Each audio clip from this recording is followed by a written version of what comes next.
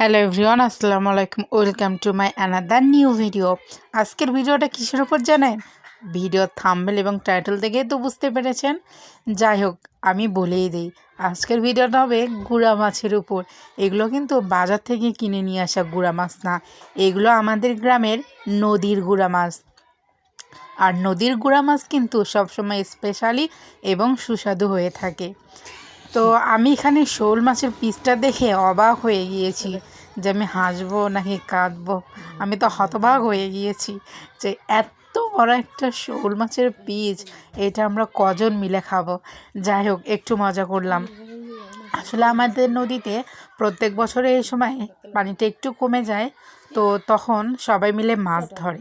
বাড়ি থেকে কিছু পরিমাণে টাকা ওঠায়া ওইটা দিয়ে তেল কিনে পানিগুলো সেচে মাছ ধরে।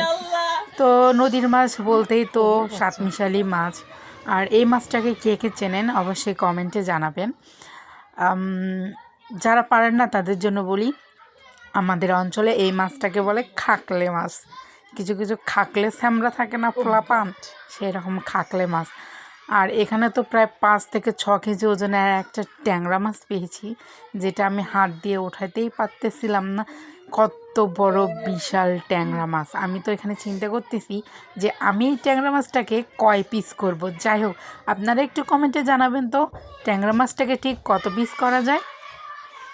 আমার নদীর মাছ এত ভালো লাগে যে আমি কি বলবো। মাছগুলো কিন্তু নিয়ে এসছে রাত্রেবেলা, অলরেডি এখন 7টা 7:30 পার হয়ে গিয়েছে।